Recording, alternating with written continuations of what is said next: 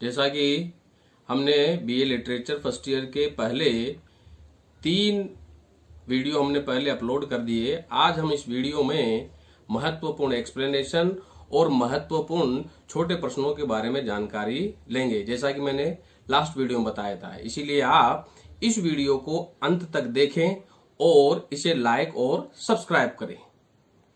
चलो आज हम अपनी अगली क्लास शुरू करते हैं। जैसा कि मैंने तुम्हें बताया है कि इस क्लास में हम छोटे प्रश्नों के बारे में और महत्वपूर्ण एक्सप्लेनेशन के बारे में चर्चा करेंगे, जो 2020 एग्जाम के लिए बहुत ही महत्वपूर्ण है। आज हम महत्वपूर्ण एक्सप्लेनेशन के बारे में चर्चा करेंगे।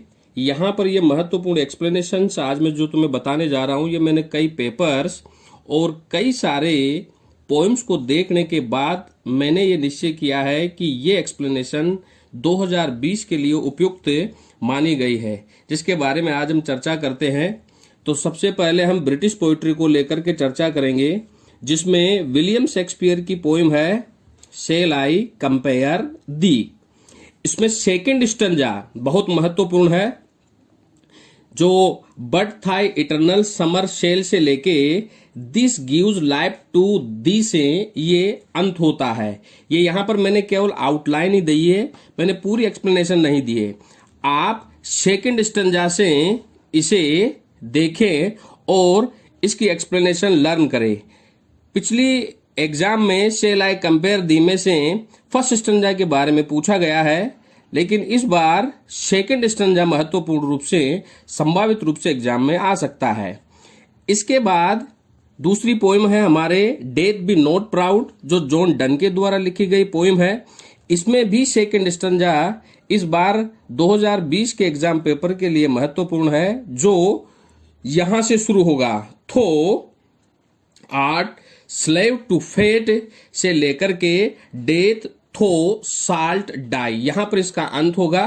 तो आप ये आउटलाइन आपकी पोएम में से देख करके इस पूरे स्टैंजा को सही तरीके से लर्न करें। इसके बाद हमारी थर्ड पोइट्री है रिमेम्ब्रेंस, जो विलियम शेक्सपियर के द्वारा लिखी गई है। यह भी एक सोनेट पोएम है।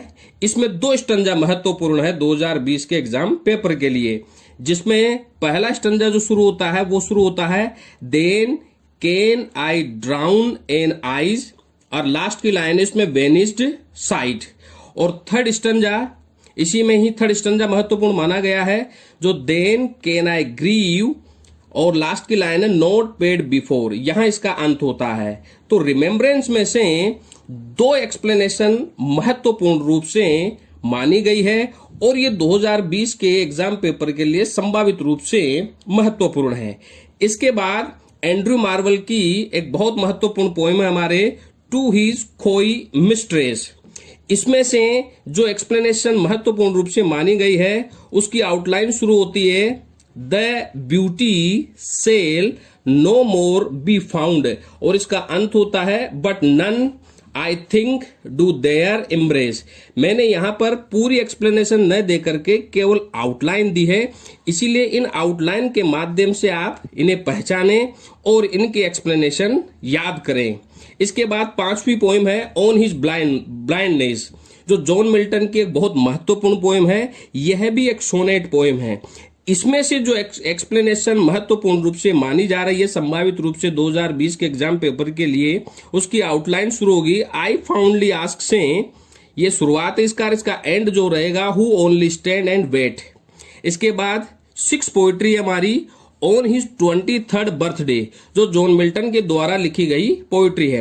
हमारे सिलेबस में 2 पोइट्रीज है जॉन मिल्टन की, ऑन हिज ब्लाइंडनेस और ऑन हिज 23rd बर्थडे। दोनों की दोनों सोनेट पोएम है, और दोनों पोएम में से एक्सप्लेनेशन के आने की संभावना है। ऑन हिज 23rd बर्थडे में से 2 एक्सप्लेनेशन के आने की संभावना है, जिसकी आउटलाइन शुरू होती है हाउ सून हेथ टाइम से लेकर के माइट डिसीव द ट्रूथ तक। और दूसरी एक्सप्लेनेशन इसमें से जो महत्वपूर्ण मानी गई है उसकी आउटलाइन शुरू होती है दे टाइड टू मैनहुड से लेकर के इसका लास्ट रहेगा और सून और स्लो। ये ब्रिटिश पोइट्री की महत्वपूर्ण एक्सप्लेनेशन है जो मैंने कई सारे एग्जाम पेपर का अध्ययन करने के बाद, उनको मैच करने के बाद मैंने ये डिसीजन लिया है कि मेरे अनुसार 2020 एग्जाम पेपर के लिए ये एक्सप्लेनेशन के आने की पूरी संभावना है। इसके बाद हम इंडियन पोइट्री की महत्वपूर्ण एक्सप्लेनेशन के बारे में चर्चा करते हैं, जिसमें रविंद्रनाथ टैगोर की एक बहुत ही महत्वपूर्ण कविता है जिसका नाम है where the mind is without fear. इस कविता को हेवन ऑफ फ्रीडम के नाम से भी जाना जाता है। इसमें से एक स्टैंजा महत्वपूर्ण रूप से आने की संभावना है इस बार, जिसकी शुरुआत होती है वेयर द क्लियर स्ट्रीम और इसका एंड रहेगा विडनिंग थॉट एंड एक्शन। इसके बाद तोरू दत्त की हमारे सिलेबस में 2 पोएम है, एक है द लॉर्ड्स और एक है केजुरिना ट्री। लॉर्ड्स में से एक एक्सप्लेनेशन के आने की संभावना है the rose can never tower और इसका लास्ट रहेगा साइकम्स बावर। और इसके बाद सरोजनी नायडू की 2 महत्वपूर्ण पोइट्री है हमारे सिलेबस में, जिसमें एक है इंडियन वेवर्स और दूसरी है song of Radha. Indian weavers में से इस बार 2020 के एग्जाम पेपर के लिए जो एक्सप्लेनेशन संभावित रूप से आने की संभावना है उसकी आउटलाइन शुरू होती है वेवर्स वेविंग सोलमन से और इसका लास्ट रहेगा marriage wells of a queen. और सॉन्ग ऑफ राधा की आउटलाइन शुरू होती है हाउ सॉफ्टली द रिवर से लेके इसका लास्ट रहेगा आई क्रीड विदाउट नोविंग। इस तरह से जैसा कि मैंने तुम्हें पहले भी बताया था कि हमारे पेपर में एक्सप्लेनेशन ब्रिटिश पोइट्री और इंडियन पोइट्री और ड्रामा में से पूछी जाएगी। यहां पर जो मैंने आपको बताया है ब्रिटिश और इंडियन पोइट्री के संभावित एक्सप्लेनेशन है जो 2020 के एग्जाम पेपर के लिए महत्वपूर्ण मानी गई है।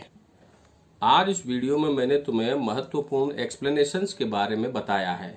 ये सारी एक्सप्लेनेशन मैंने कई सारे एग्जाम पेपर के अध्ययन करने के बाद मेरे अनुसार इन्हें मैंने महत्वपूर्ण माना है। आप इन सभी एक्सप्लेनेशंस को बड़े ध्यान से इनको पढ़े और एग्जाम में इन्हें हल करने का तरीका भी बेहतर होना चाहिए। इसलिए मैं अब तुम्हें इस वीडियो के माध्यम से ये भी बताना चाहूंगा कि आप ये सारी एक्सप्लेनेशन किन पॉइंटों में और कैसे हल करोगे, जिनके अनुसार आप इन एक्सप्लेनेशन को एग्जाम में हल कर सकते हो। आप इन सभी एक्सप्लेनेशंस को मेरे बताए हुए बिंदुओं के अनुसार आप इन्हें हल करने की कोशिश करें। इनकी वर्ड लिमिट 100 वर्ड्स की रहती है और जब आप इसे हल करें तो सबसे पहले आप रेफरेंस लिखें। रेफरेंस में जैसा कि मैंने यहाँ लिख रखा है आप पोइट और उसकी पोइट्री का नाम लिखें। कॉन्टेक्स्ट में आप इस दिए गए स्टैंजा के मूल सार के बारे में बताएं। फिर आप लाइन टू लाइन इसकी एक्सप्लेनेशन करें और फिर इसके बाद में आप चौथे पॉइंट में कठिन शब्दों के बारे में जानकारी दे जो आपने एक्सप्लेनेशन करते समय आपने यूज करे हैं। इसके बाद क्रिटिकल नोट लिखे। क्रिटिकल नोट में मैंने जैसे कि पिछले वीडियो में भी आप लोगों को बताया है कि क्रिटिकल नोट में style, beauty, rhyme, music, sound, imaginary और फिगर ऑफ स्पीच के बारे में लिखा जाता है। इस तरह से आज जो मैंने एक्सप्लेनेशन बताई है ब्रिटिश पोइट्री, इंडियन पोइट्री की, इन सभी एक्सप्लेनेशंस को आप इन मुख्य बिंदुओं के आधार पर हल करने की कोशिश करें। आज जो मैंने महत्वपूर्ण एक्सप्लेनेशन आप लोगों को बताई है, ये सारी एक्सप्लेनेशन इन बिंदुओं के आधार पर जो मैंने आपको बताए हैं, इनके आधार पर हल करने की आप कोशिश करें। मुझे आशा है कि आपको एग्जाम में अच्छे नंबर इससे प्राप्त होंगे। अब जैसा कि मैंने पिछले वीडियो में भी आपको बताया था कि हमारा जो दूसरा पार्ट आता है एग्जाम पेपर में वो छोटे प्रश्नों से संबंधित होता है। तो मैं इसी वीडियो के माध्यम से आज आपको उन महत्वपूर्ण छोटे प्रश्नों के बारे में भी बताऊंगा जो आंशिक रूप से 2020 के एग्जाम पेपर के लिए महत्वपूर्ण है। जैसा कि मैंने पहले ही बता दिया आप लोगों को कि ये एक्सप्लेनेशन और ये छोटे प्रश्न मैंने कई सारे एग्जाम पेपर्स को अध्ययन करने के बाद अपने अनुसार इन्हें संभावित रूप से महत्वपूर्ण माना है।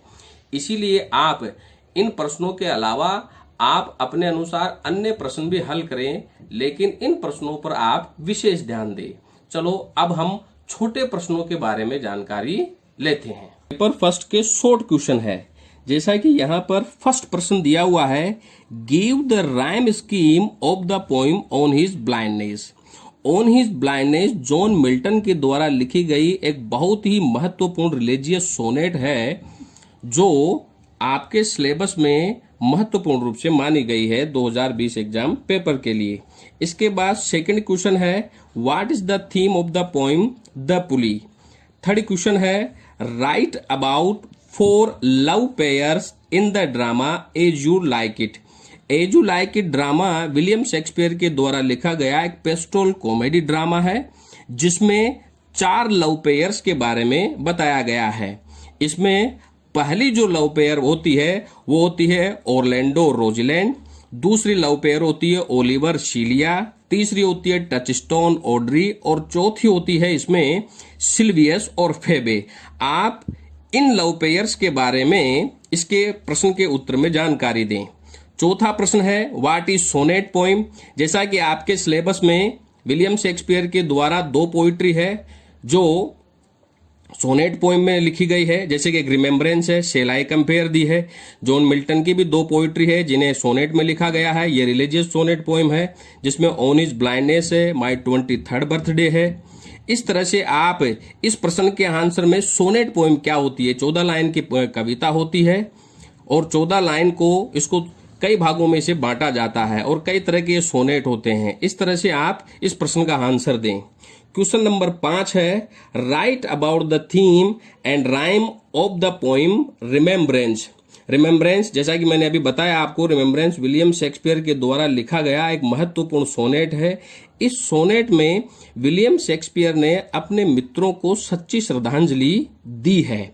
इस आंसर में आप ये सारी चीजें लिखें, इसकी राइम स्कीम के बारे में और इसके थीम के बारे में, कि इसकी थीम जो है वो कवि ने अपने मित्रों को ट्रू ट्रिब्यूट देने की कोशिश करी है और ये भी बताया गया है इसमें कि कवि अपने मित्रों से कितना प्रेम करता है। इसके बाद हमारा छठा प्रश्न है, why does poet not want to compare his friends beauty with summer days.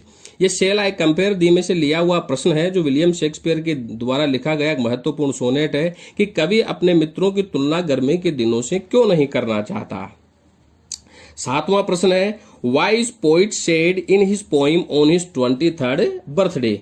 ये जॉन मिल्टन के द्वारा लिखा गया एक महत्वपूर्ण रिलीजियस सोनेट है जिसमें कवि अपने आप को बहुत दुखी महसूस करता है क्योंकि वह 23 इयर्स का हो चुका है और अभी तक वह अनसक्सेस है। इसी चीज को लेकर के वह दुखी है। तो आपको इस प्रश्न में इस चीज का आंसर देना है।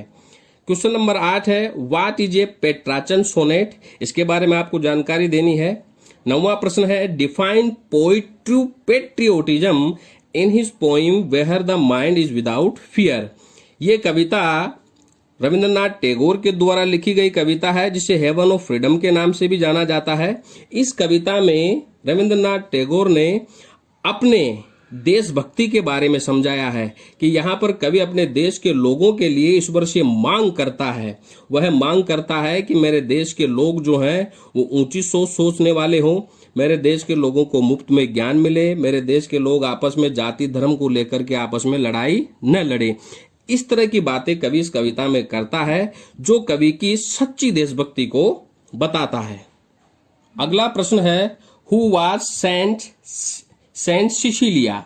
ये सेंट सिसिलिया कौन थे। ये एक रिलीजियस संत थे, इसके बारे में आपको जानकारी देनी है। क्वेश्चन नंबर 11 है, give a short note and theme on Sarojini's poem Indian weavers. जैसा कि मैंने पहले भी इस चीज के बारे में बता दिया, सरोजनी नायडू के द्वारा 2 कविता हमारे सिलेबस में है, इंडियन वेवर्स और a song of Radha. Indian weavers कविता में 3 स्टंजा है। इन तीनों स्टंजा को ध्यान में रखते हुए आप इसकी थीम को लेकर के इसका आंसर दें। 12वां प्रश्न है, डिफाइन मेटाफिजिकल पोइट्री। यह तत्व मीमांसक कविता होती है। जॉन डन मेटाफिजिकल पोइट्री के रूप में जाना जाता है। क्वेश्चन नंबर 13 है, why should we not ask a saint about his caste, give a short theme on Kabir's poem. हमारे सिलेबस में कबीर की एक बहुत ही महत्वपूर्ण कविता है जिसका नाम है it is needless to ask a saint about his cast. इस कविता में कबीर ने कहा कि हमें एक संत से उसकी जाति नहीं पूछनी चाहिए, क्योंकि संत किसी जाति से संबंधित नहीं होता, वह भगवान का एक उपदेशक होता है। क्वेश्चन नंबर 14 है, what do you colours mentioned in Indian weavers symbolise. आप इसमें इंडियन वेवर्स कविता में जिन कलर्स के बारे में बताया गया है जुलाहों के द्वारा, उनके बारे में मेंशन करें। जिसमें पहली बार जब कवित्री जाती है वहां पे, तो जुलाहे जो है वो बहुत ही कलरफुल और बहुत ही सुंदर गे कपड़ा बुनते रहते हैं, जो एक नवजात शिशु के लिए रहता है। और फिर एक लाल जोड़ा बुनते रहते हैं, जो एक वधू के लिए होता है। और अंत में जब कवित्री वहां जाती है तो वो सफेद कपड़ा बुनते रहते हैं, जो एक कफन होता है, जो मृत्यु का प्रतीक होता है। इस तरह से आप इस प्रश्न का आंसर दें। अगला प्रश्न है, who was senior duke and duke Frederick. यह हमारे ड्रामा है जो लाइक इट में से लिया गया प्रश्न है। सीनियर ड्यूक और ड्यूक फ्रेडरिक ये दोनों कौन थे, इसके बारे में आपको जानकारी देनी है। Who fort in wrestling match. Wrestling match में कौन लड़े थे। रेसलिंग मैच में ऑरलैंडो और चार्ल्स के बीच में यहाँ पे लड़ाई होती है, उसे लेकर के आप इसका आंसर दें। क्वेश्चन नंबर 17 है, how did Adam support Orlando. इस पे पूछा गया है कि एडम ने ऑरलैंडो का सपोर्ट कैसे किया।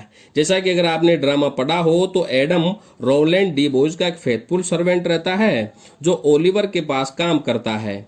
जब ऑरलैंडो और ओलिवर आपस में लड़ते हैं तो एडम ऑरलैंडो का बचाव करता है और अपने दोबारा कमाए गए 500 गिन्नियां उसे दे देता है। अगला प्रश्न है, write about two shepherd and shepherdess name in the drama. इस ड्रामा में 2 गवाले हैं और 2 गवालिने हैं। 2 गवालों में सिल्वियस और कोरिन है, और 2 गवालिनों में यहाँ पर फेबे और ऑड्री को माना गया है। 19वां प्रश्न है, why did Duke Frederick rebuke Rosalind. Duke Frederick ने रोजिलैंड को क्यों फटकारा। इसलिए उसने फटकारा क्योंकि रोजिलैंड जब मैच के दौरान ऑरलैंडो जीत जाता है तो रोजिलैंड खुश होकर के ऑरलैंडो को अपना हार दे देती है, जिससे ड्यूक फ्रेडरिक नाराज हो जाता है और ड्यूक फ्रेडरिक उसे राज्य छोड़कर जाने का आदेश सुना देता है और उसे कह देता है कि तुम भी तुम्हारे पिता की तरह एक देशद्रोही हो। क्वेश्चन नंबर 20 है यहाँ पे, हाउ डिड रोजिलैंड एंड सीलिया डिस्गाइज। कि किस प्रकार रोजिलैंड और सीलिया ने अपना वेश बदला और वो अर्डन के जंगल में गई। तो जैसा कि अगर आपने इसे पढ़ा है तो रोजिलैंड एक लड़के का रूप धारण करती है जिसका नाम रहता है गैनीमेडी, और सीलिया एलिना एक लड़की बन करके जाती है। क्वेश्चन नंबर 21 है, हु वाज जैक्स। जैक्स कौन था।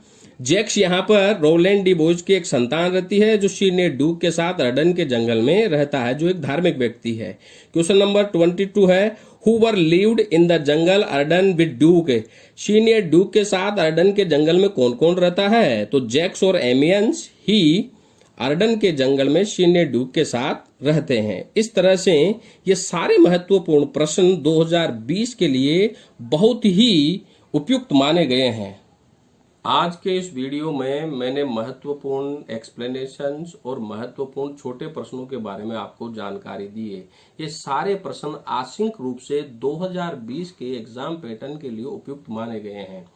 आप अन्य प्रश्नों को याद करने के अलावा इन सभी प्रश्नों को महत्वपूर्ण रूप से आप इन्हें याद करें, जो मैंने मेरे अनुभव से इन सभी प्रश्नों को लिखा है। आप इस वीडियो को अंत में देखने के बाद इसे लाइक और सब्सक्राइब जरूर करें। अगले वीडियो में मैं एग्जाम पेपर जो सेकंड पेपर है उसके बारे में मैं आपको जानकारी दूंगा कि सेकंड पेपर किस तरह से कैसे एग्रीगेट होता है और उसमें किस तरह से छोटे प्रश्न, एक्सप्लेनेशन और बड़े प्रश्न पूछे जाते हैं। जिस तरह से हमने बीए फर्स्ट ईयर के पेपर के बारे में हमारे इन 4 वीडियो में डिस्कस किया है, उसी तरह से मैं आपको अगला जो पेपर है पेपर सेकंड, उसके बारे में महत्वपूर्ण प्रश्नों, महत्वपूर्ण बारे में जानकारी दूंगा। अतः आप अगले वीडियो का इंतजार करें। Thank you very much dear friends.